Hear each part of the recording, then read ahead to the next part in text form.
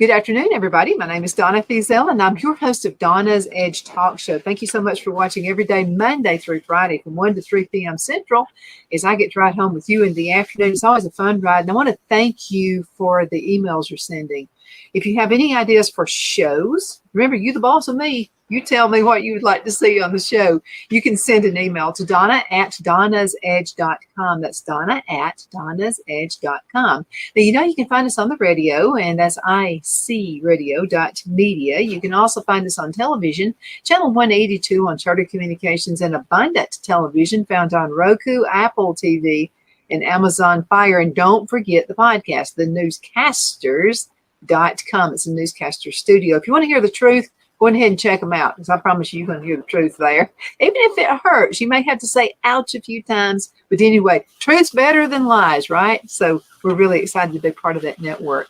I'm with Robin Litaker right now. She's a good friend of mine and way on her way to being in Congress in Alabama. And we're very excited about that.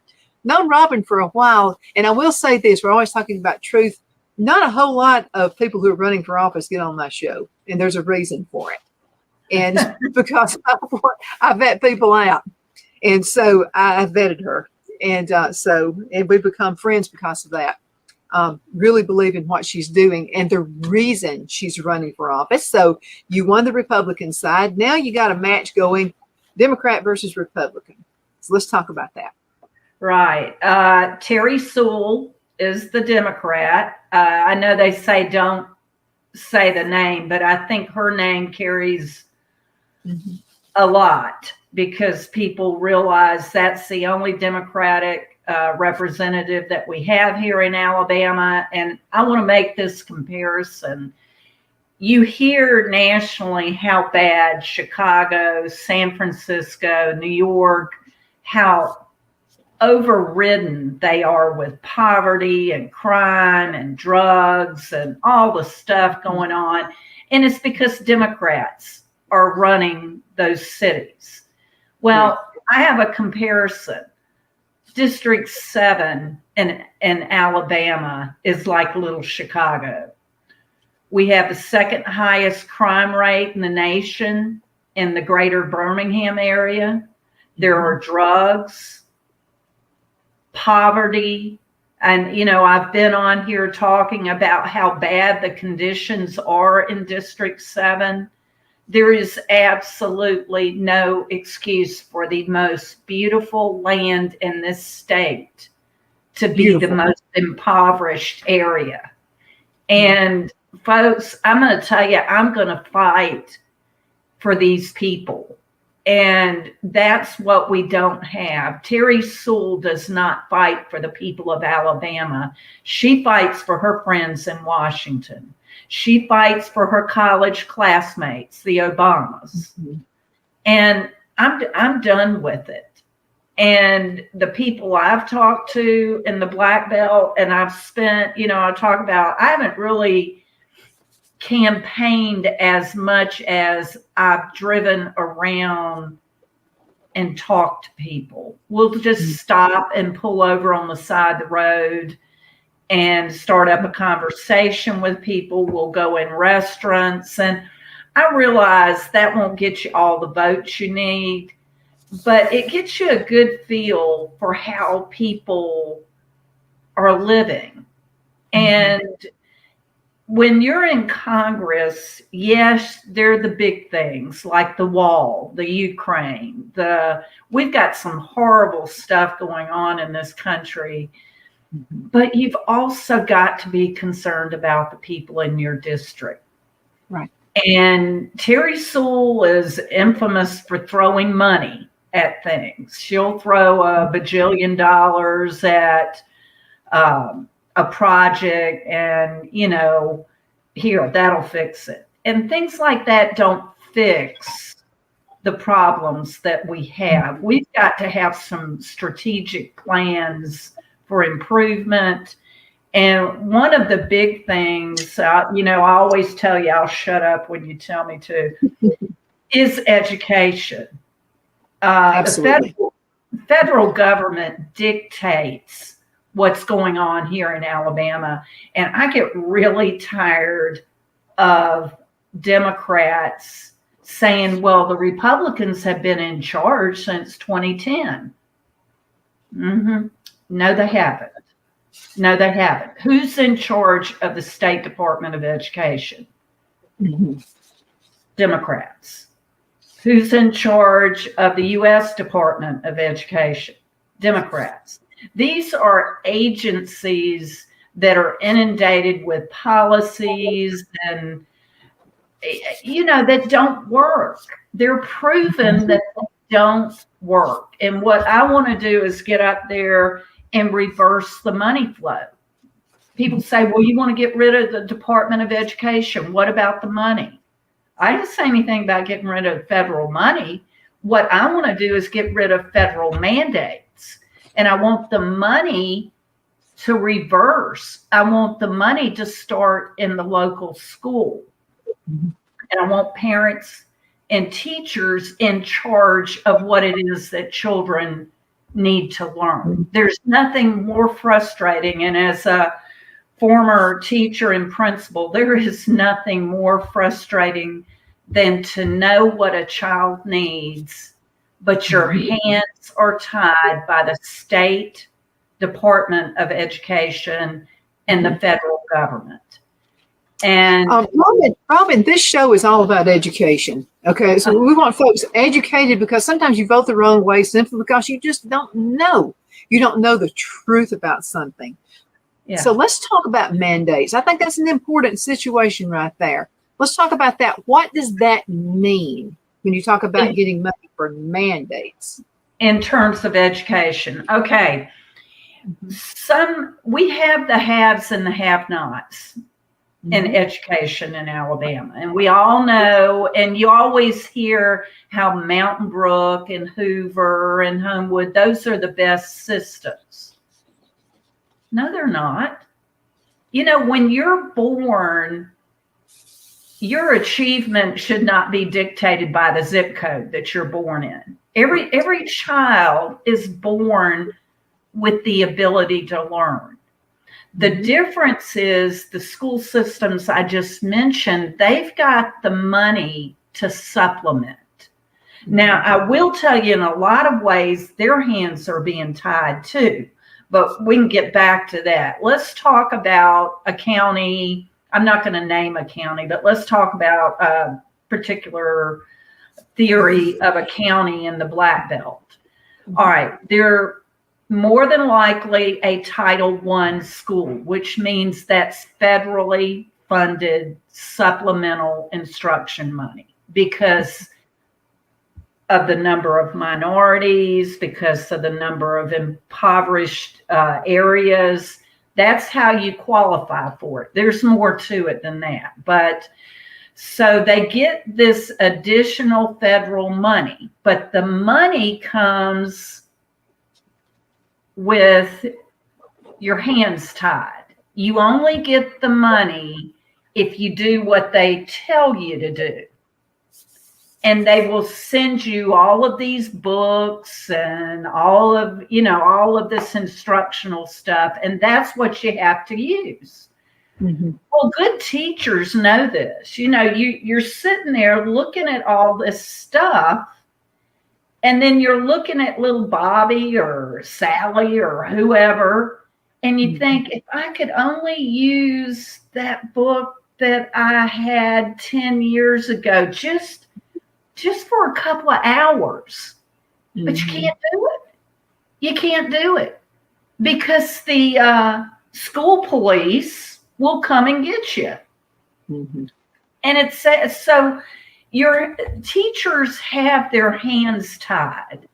Not only do we have all these issues with all this, I'm going to just call weird stuff that shouldn't be in the curriculum, that's been forced in the curriculum. We have teachers that are being forced to use instructional methods that they know won't work. And then if they try to do something different, it just says, so it's like, God, first of all, the teacher, if they try something different and they try to do something besides the woke agenda, And, I mean, I'm just paraphrasing the way I see it. I'm on the outside looking in. I was trying to be political. Okay, go ahead. I'm on the outside looking in so I can see it. So, so if they're trying to not push something woke, they're in fear of losing their jobs. There's no job security. Teachers need help too. Yes. I'm talking about the good one. Yeah, good and you know, let's just lay that out there. Yeah, I've seen some really bad teachers, okay? But that's the minority.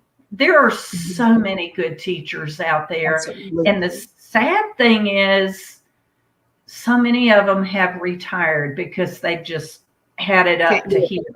They just can't do it anymore. They can't continually have someone standing over their shoulder, pushing an agenda and pushing a curriculum that we know doesn't work. And, you know, everybody knows Common Core. But, you know, go back to the premise of education as a state function. If you don't do Common Core, you won't get this money. And of course, we don't do Common Core. You've heard that. It's called College and Career Ready. Just change the name. Yeah, put lipstick on the pig. Yeah. Yeah, and they shifted standards around and said, oh, now it's College and Career Ready standards. Well, I don't care what you call it. It's not working. And standards, a lot of people don't understand what is a standard. A standard is simply what a child should know and be able to do at a certain grade level. And Common Core really messed things up. And I'd love to just talk to you about that one day. I mean, you know, the first year that Common Core came in, there were standards that shifted grade levels. You know, just an example, from third grade down to second grade. Well, what happened to the second graders moving to third grade? They missed entire sets of standards. And where are those kids now? They're out in the workforce.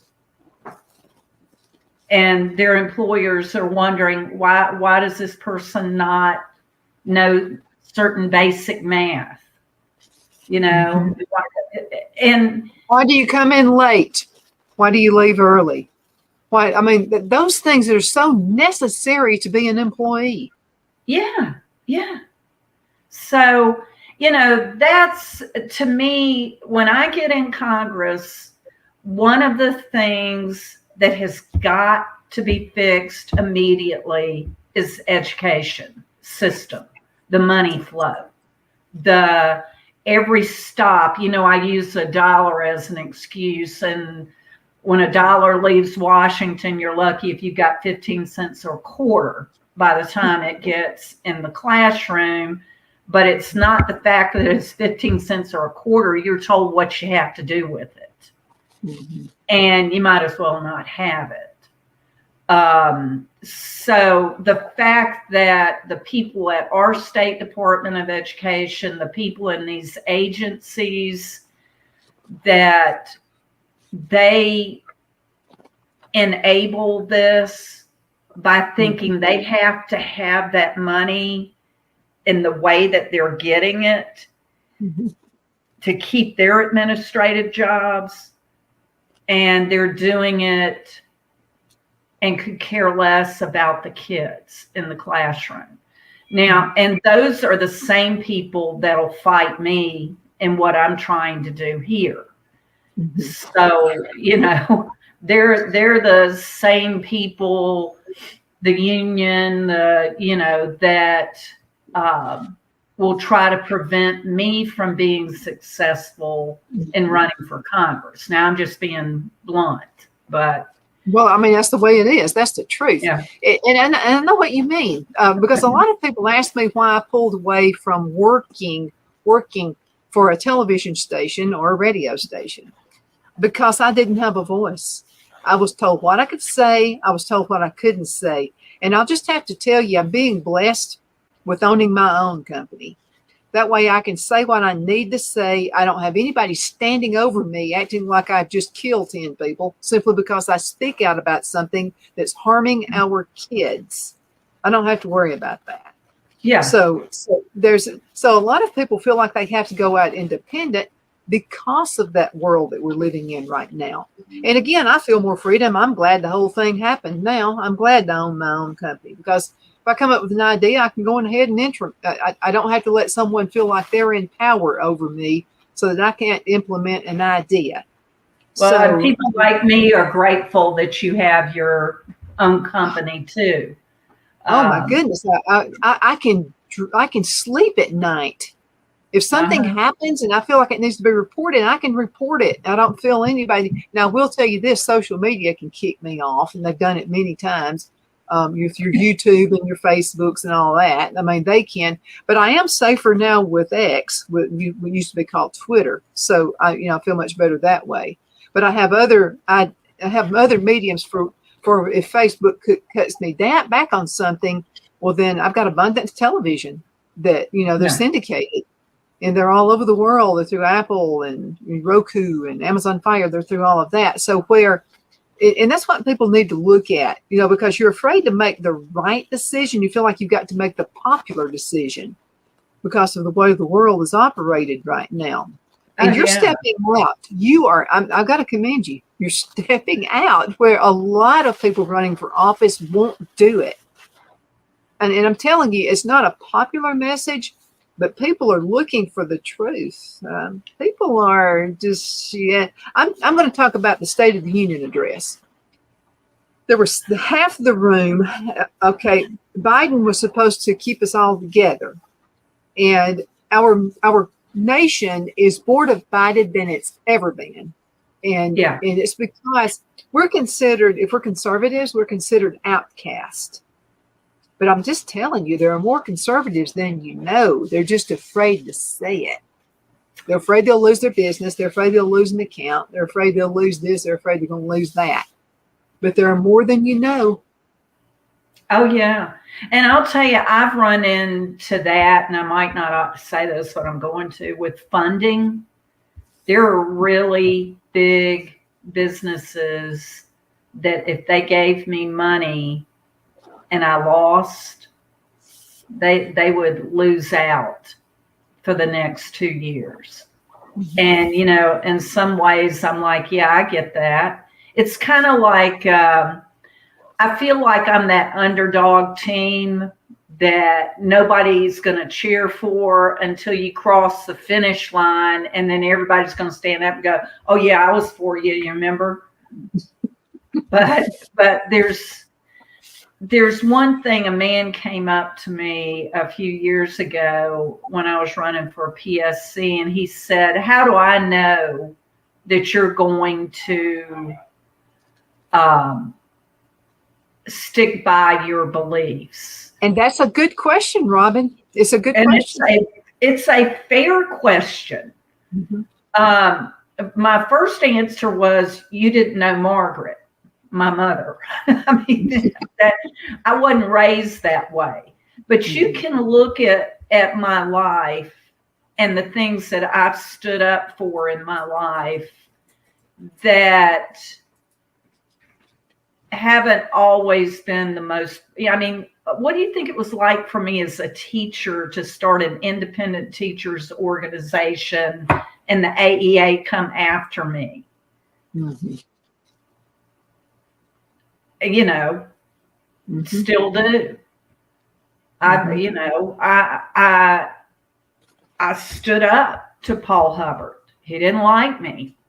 And, what I would say is, do you know what I stood up for you teachers? I'm sorry, that wasn't a good sentence. I stood up for teachers, all teachers, with him. And no one even knows what it is he had such an issue with me for. One, I told you, National Board for Professional Teaching Standards. I don't know that I would stand up for them now, but when it first came out, it was a good thing. Mhm. There are other things I won't get into, but you know, I never stood up and said the AEA, don't join the AEA. My issue was with him. You know, but anyway, that's again another discussion for another day. I wouldn't belong to the AEA, but anyway. Well, what I would like for folks to understand is, okay, you're campaigning, and your idea of campaigning to me is a wise one. It's the old-fashioned way, but it still works. And that's where you have boots on the ground, where you're out there and you're actually, because you've got to find out what the people need. And so that's what you're doing. You're walking out there and you're talking with people. You're talking with folks in their homes. You're talking with people in their businesses. You want to know what they need. You need to if you're running for office on anything, you need to understand the needs of the people. That's why they're going to vote for you. Right. And understanding those needs is what you're doing. Right. It's like when you get in office, you're not here. You're here. Mm-hmm. And the people are here. Right. But we have layers that are created. Mm-hmm. And typically, to me, some of those layers include, like, Terry Sewell gave $1 million to Birmingham City Schools. I don't know if I've talked about this before. It was a Department of Justice grant, and it was for a behavior modification program that's been around since the 80s. And, you know, okay. But when I was reading the article, it talked about all the important people that came to the event where they presented it. And when I say layers, I feel like when people get in office, they forget that structural layer, the people that you're mm-hmm. supposed to represent. And they end up just communicating with city councils, mayors. And I'm not saying that's not important to do that, mm-hmm. but you know, you can never not communicate with the people that you're supposed to represent. And that's why I have a very unique way that I want to set the district up. That Terry Sewell is notorious. Her staff never answers the phone. If they do answer the phone, you're lucky if you get a return phone call. Mm-hmm. I mean, you cannot operate a business like that and think right. you're going to stay in business. Yet mm-hmm. we elect people who can't be responsive mm-hmm. to our basic needs. And like I said, I'm going to set the district up where it's responsive, mm-hmm. where you will get return phone calls. Mm-hmm. I had a lady down in York that she's looking for grants, and I don't know if Terry Sewell's office was kind of badgering her after she spoke to me. Mm-hmm. And one of the things they told her was, hey, we send you emails every month with grants. I think it's the responsibility of the Congressional office to research. And if you I do too. Yeah, that's what you're getting paid the big bucks for. That's what those little interns who I don't want working for me, mm-hmm. that working for us, that mm-hmm.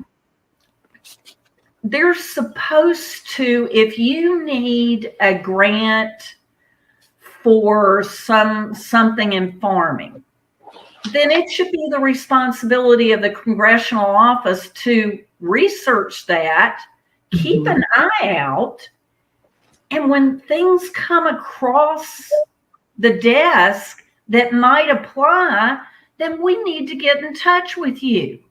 But see, Bang. And let me tell you from a business owner's perspective. Okay, so I own the show, I own the station, and we live on a farm. A lot of my shows pertain to farming. Okay, they really do. Now the Terry Sewell was right, where you get a ton of emails sent out to you from the USDA. You do get a lot of them, but I can't decipher all of that. It's just like this, just a bunch of stuff just coming at you all at the same time. You have to read through every single one of them to try to figure out which one can I use. I can't, I don't have that kind of time. So I need somebody to work with me. I mean, but if I vote for you and you're in office, well, then I kind of need a little help out here. I don't want you just to like throw a bunch of emails at me. And a lot of stuff is just a bunch of junk that we're getting. Well, you got to read through all of the junk to be able to maybe find that one nugget. And it's almost like mining for gold. I mean, you have to mine millions of dollars in grants that are never written for every year. And, the thing is, another point I want to make with it is that, my Roomba's coming on.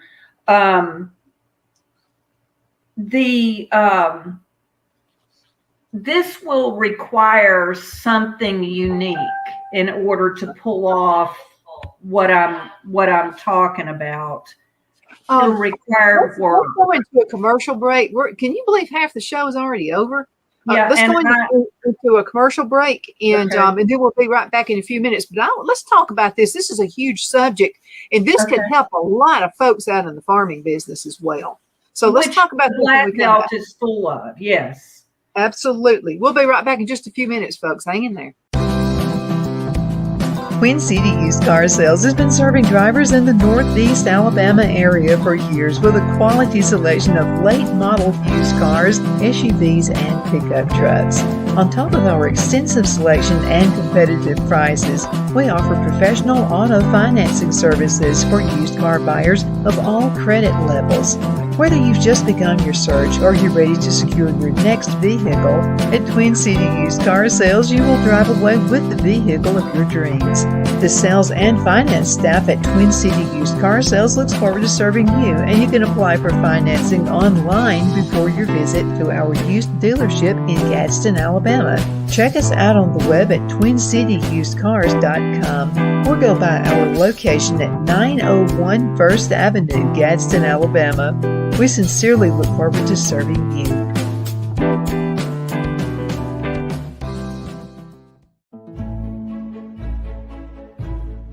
The Hatter Cafe and Country Inn is nestled in the northeast corner of Alabama the Beautiful in the delightful town of Mentone. We're located on top of scenic Lookout Mountain near Little River and DeSoto State Park and located only 5 minutes from shopping and restaurants. There is also a nearby community walking path and golf course. We welcome everyone through the doors, and we are committed to outstanding service for all guests. At the Hatter Cafe and Country Inn, we invite people from all walks of life to come and get away from it all, enjoy the open spaces, treetop views, fresh, clean air, and experience Southern hospitality at its finest. We look forward to hosting you. To reserve a special event, or if you would love a special getaway at the Country Inn, you can call us at 256-634-2018.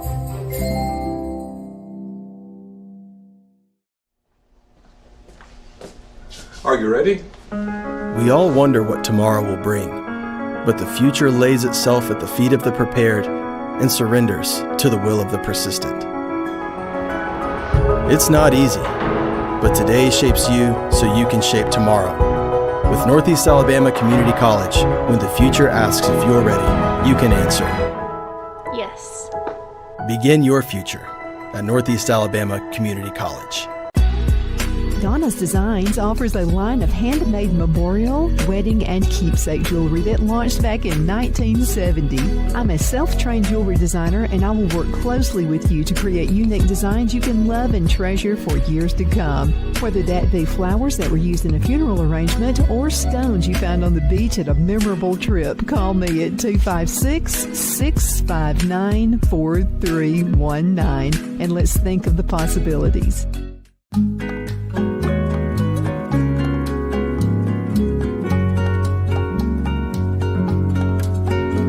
At Lamone's Mexican Restaurant, located in Henniger, Alabama, and voted Best Mexican Restaurant of DeKalb County, Alabama 2020, we're here to serve you with authentic Mexican cuisine. Order easily online by going to lamonsmex.com or call 256-657-3999 to place your order.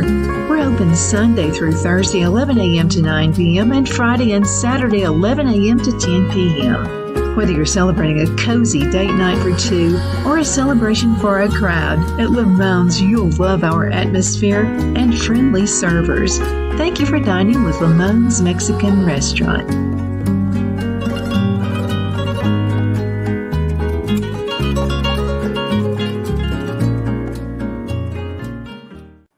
Good afternoon. We're back. My name is Donna, and I'm your host of Donna's Edge Talk Show. Thank you so much for watching. You don't know what this means to me, that you spend time watching this show. And we're kind of in this together, you know, so you can send an email to donna@donnasedge.com.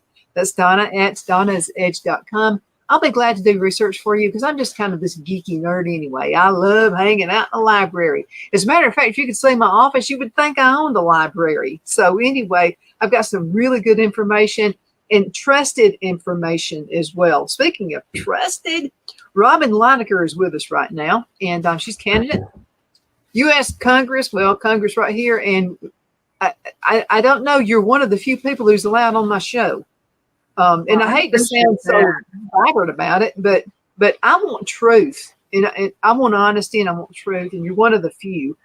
We were talking about that you've been boots on the ground. And I think that's remarkable. Now, that's the way people used to run campaigns a long time ago. They were boots on the ground. They were out there talking to the people, and you've got to talk to groups. I know that's all part of it, but you want to know what's really going on. Like, why are people losing their farms out there in the Black Belt? Why are they losing farms? Why are they living without electricity? Why do they not have sewers? And those are the nitty gritty things that you're into the nitty gritty, and I commend you for it, Robin. I highly commend you. And if you've been voting Democrat, well, let me say this: if you've been voting Democrat your entire life, you might want to rethink the situation and listen to Robin. Okay, so let's talk about grants. How can people? Let's talk about all the stuff that can actually help people. Yeah, I mean, there are even things like. There are federal grants that if you live in a home that is considered a historic home, you could get a grant for renovation on it.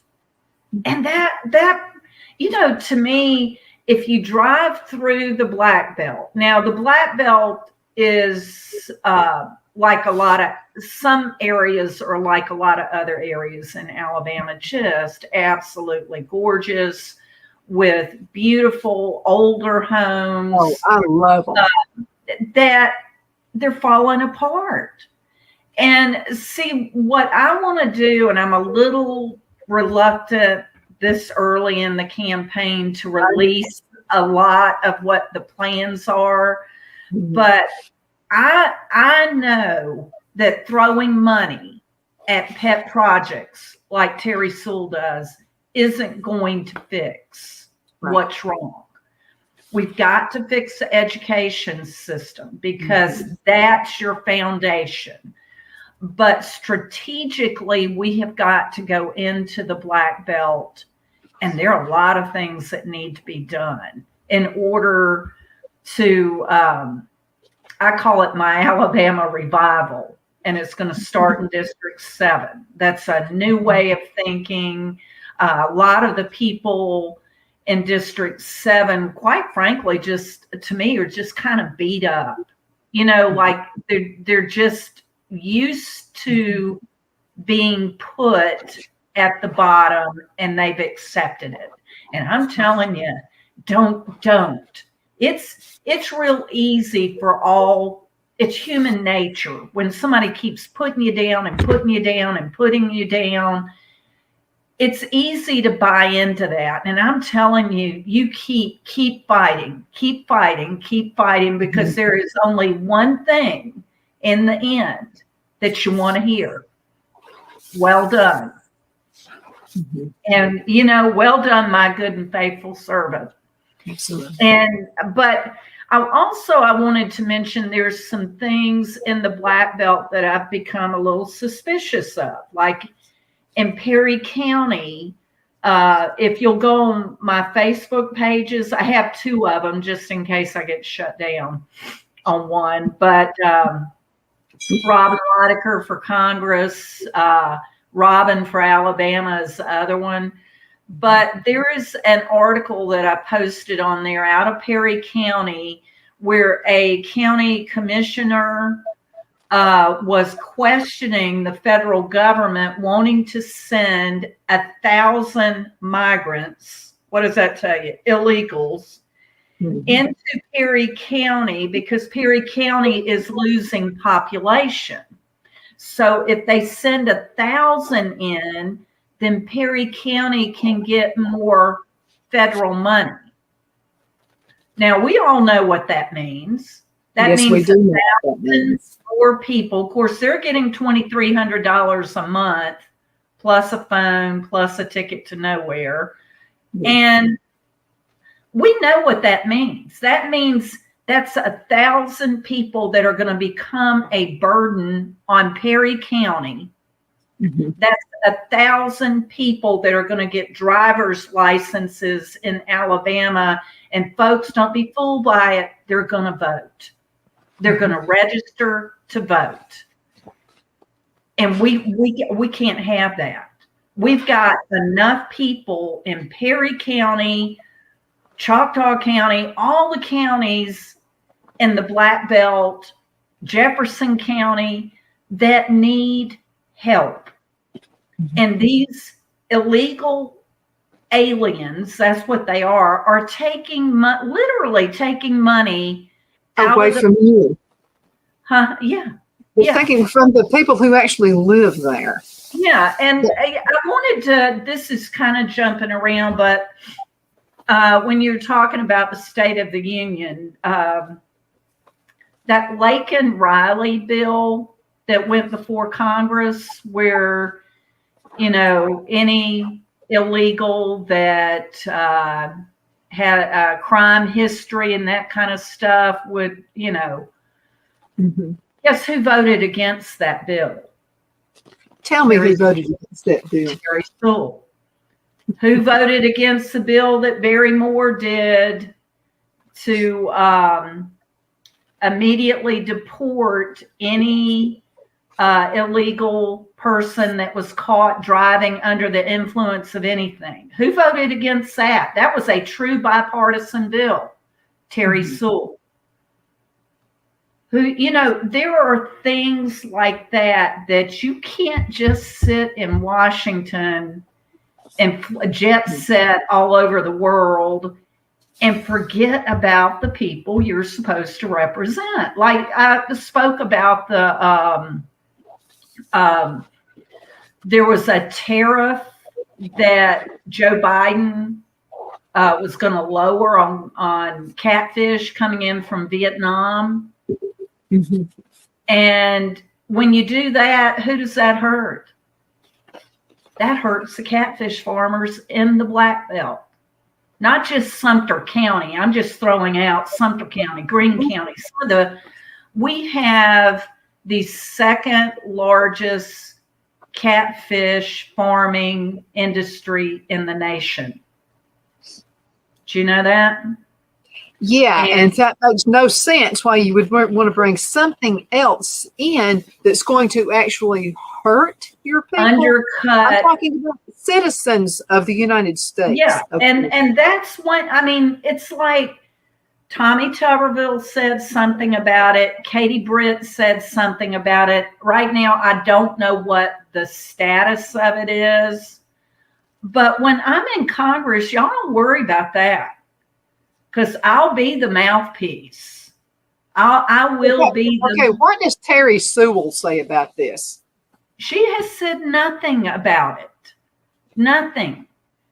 And you know that is really concerning to me, that for 14 years she has been elected by the people of District 7 that have voted for her.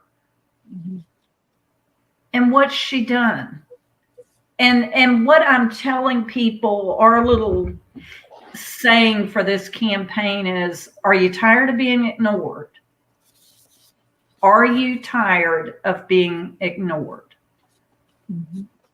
And if you're tired of it, then give me a vote. This isn't about being, I am a Republican. I'm a good Republican. I'm an old school Republican. But I don't care if you're a Democrat. I don't care if you're a Republican. I don't care if you're independent. There's something wrong in District 7. Mm-hmm. And I want to make it better. I want to fix it. I'm not going to do it for any other reason but to serve. Philippians 2:3. You know, you put other people before yourself. Yeah. You know, well, let me ask you this. Okay, first of all, I believe our people in office, I think you need to go to nice restaurants. I think you need to stay at a nice hotel when you have to go to Washington, D.C. and all that. I'm not fighting that. I'm talking about the extravagance. When you go out with a bunch of people and you're being served the finest wine, you're being served the finest of everything. And again, I don't think you need to go to McDonald's. I think a nice restaurant is in order. I really do. I'm talking about the extravagance of, we'll just talk about Miss Fanny over there in Georgia that's causing so much trouble with Trump. All the extravagance, she makes me think of Terry Sewell. I'll just have to tell you. Okay, so you have your boyfriend. He's being paid a whole bunch of bucks, more than everybody else on the same team, okay, with less experience. You're taking extravagant trips. Our, taxpayers are paying for those little extravagant trips. Oh, yeah. Your boyfriend with you on your trips. I don't know, to anyone, I don't care if it's a Democrat or Republican or an independent, and you're doing these things, I shouldn't have to foot your bills because you're having your extravagant vacation trips. I don't know why we should have to do that. Yeah, it's like that. It was back, I don't remember the year exactly. It wasn't that long ago that Terry Sewell got on the plane with Nancy Pelosi and the squad, and they flew to Greece to have some high-level talks with some high-level people. And while they were over there, they had wine and ate at fancy restaurants and all on the government's dime.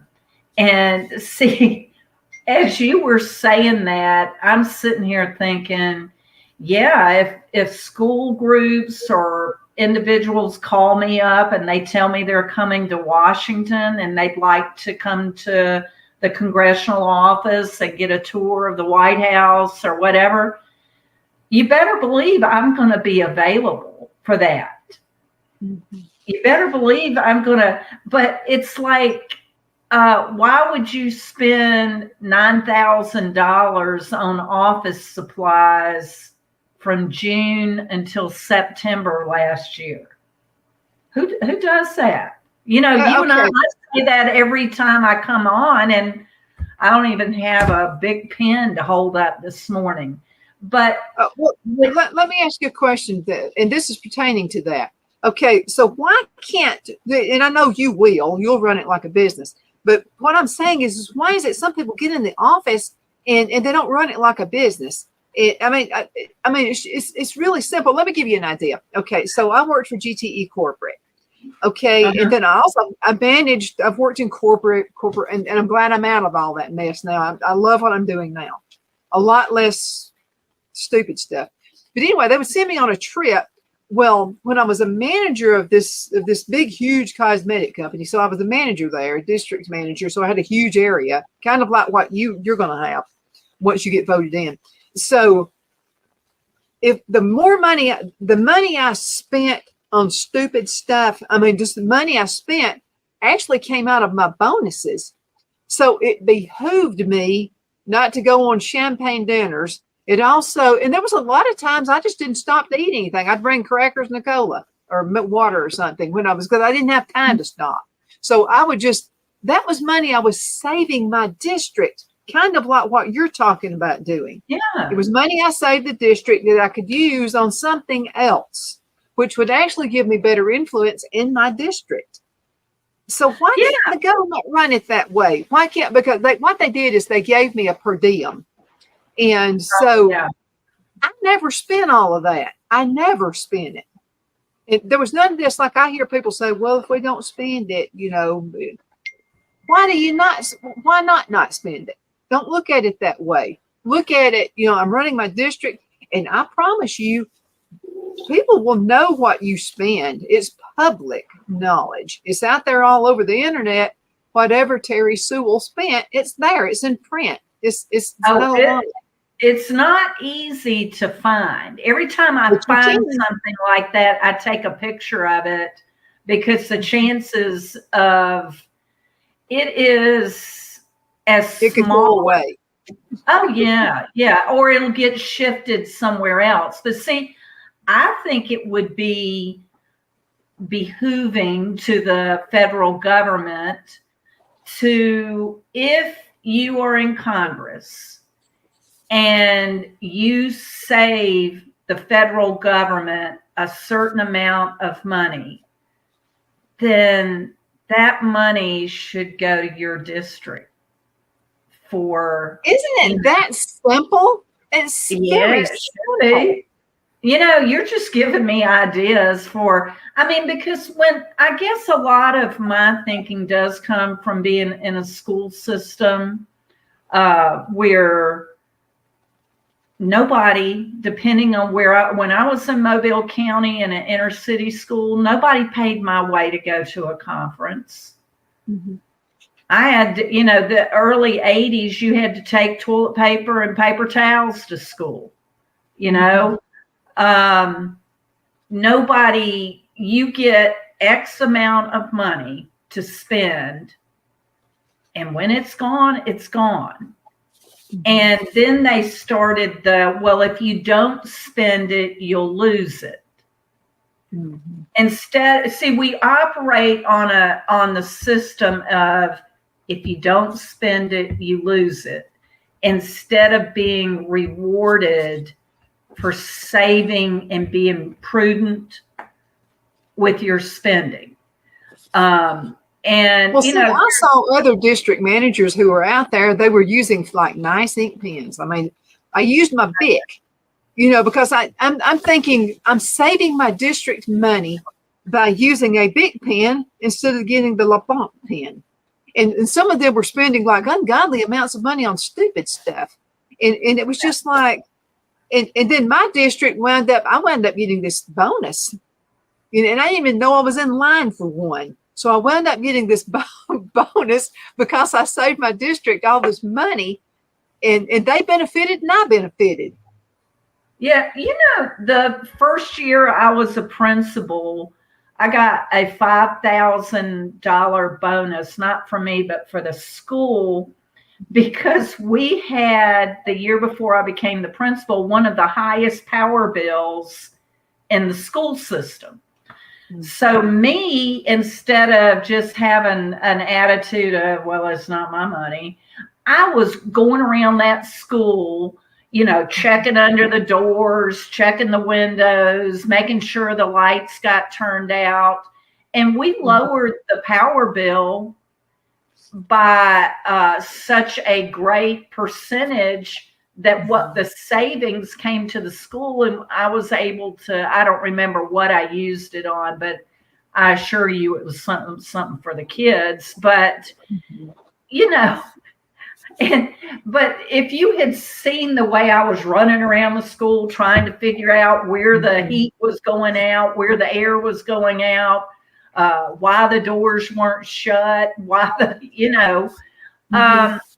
see, I feel like people get in office and they become so inundated with their title, their power, their perceived power, and their money that it's almost like they put a layer, that's another layer, between themselves and the people they're supposed to take care of. And then all of a sudden they become all-knowing, all-powerful, and don't touch me.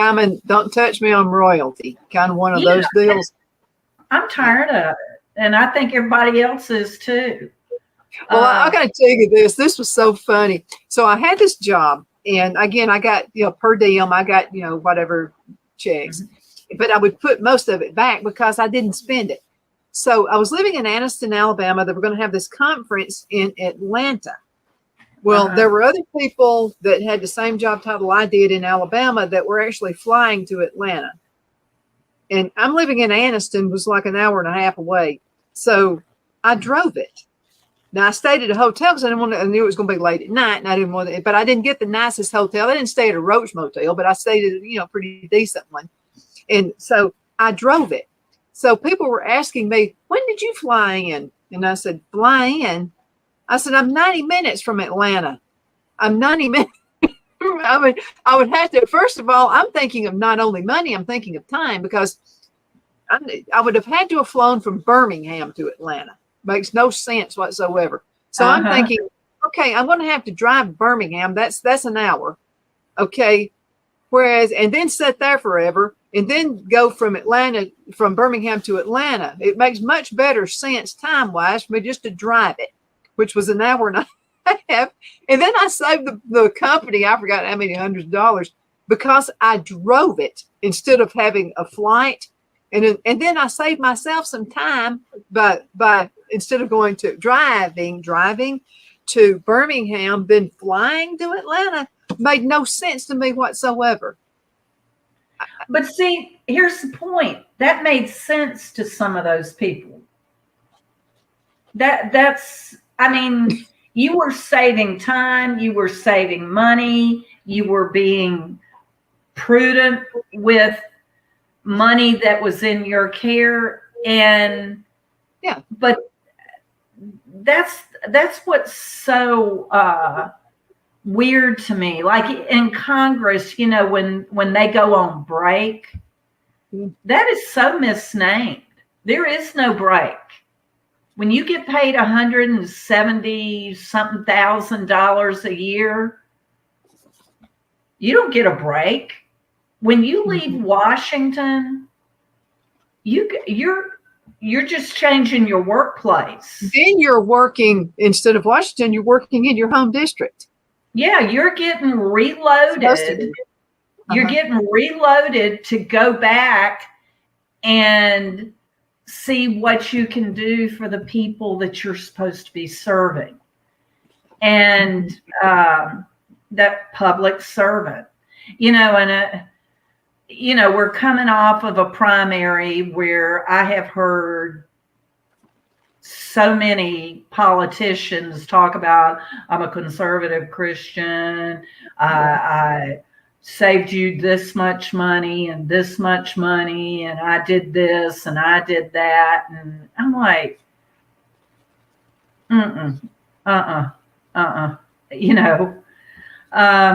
anyway, it's, I want to hear from people. I have a website, robinforalabama.com, Robin for Alabama. There's an email option on there. I would, if you just want to send me an email, and let's talk about some of your concerns. I do have a link for donations. That's the thing I hate. And they've been telling me that I've got a list of people to call because unfortunately, it does take money, and money wins elections. So that's another thing down the line. I'm like, if you're running for Congress, you should only be able to spend X amount of money. I think it should be the same all the way across the board. And that way, all messages coming from candidates will be equal. There was someone running in this area, and I'm not putting him down, but weeks before the election, he had, a bajillion dollars and was able to put up a bajillion billboards. And, it made a difference. And, that's one thing. If you don't live in District 7, which a lot of people listening may not, District 7 is extremely important to everybody in this state. The Democrats are trying to... something you can teach the rest of them. When you get into, we're going to have to go in less than a minute. So you can teach everybody else in office how it's supposed to be done. And let me tell, I'm going to talk to your people in your district, okay? So this is Donna Feazell. You can take it to the bank. And this is what I'm saying about Robin Litaker. Okay, first of all, she's going to run it very much like when I was working in the corporate world, where, what do I do? Carla Blunt pen for when I got a pick? I mean, that's the way she's going to run it. That's going to save your district money. You're going to have a much, much better area to live in because she's going to be pulling for you. She's going to be pushing for you and not a self-proclaimed herself, because I know her. That's exactly how Robin is. So take it to the bank. You need to be thinking, and you need to also, if you would like for Robin to come and speak for you, you need to go ahead and start getting in her calendar like now before she gets booked up. I suggest you do that. If it's your church, your organization, or you just want to get a bunch of your friends together, do it. Go ahead and get it now. Robin, how can folks get in contact with you to get on your book? On my book, go to my website, Robin for Alabama. There's an email link there. Or you can email me directly, robinforalabama@gmail.com. You can go to my Facebook pages, Robin Litaker, Litaker, for Alabama, Robin Litaker for Congress. There are two of them. I just like to hear from you. Instant message me. I have people that email me almost every day, and most of the time I will get back to you. Even if I have to say I'm on the road, I'll get back to you when I can. I just feel like it's important to respond to folks. And that's actually how I have met some really good people in District 7, is them contacting me and then me starting a conversation with them. But in order to, this is a David and Goliath moment. In order to beat Terry Sewell, we have got to get motivated. The Democrats are trying to take 2 districts from us. Absolutely. Robin, we're going to have to go, but I want to end it with this. Folks, you got a chance to turn it around. And Robin is your chance to turn everything around for the good. So you need to really think about that. Don't listen to me. Do your own research. And you'll find that to be true. Robin, thank you so much for being on the show. And folks, thank you. Absolutely. And folks, it's great to talk with you as well. So y'all see you next time around. Take care.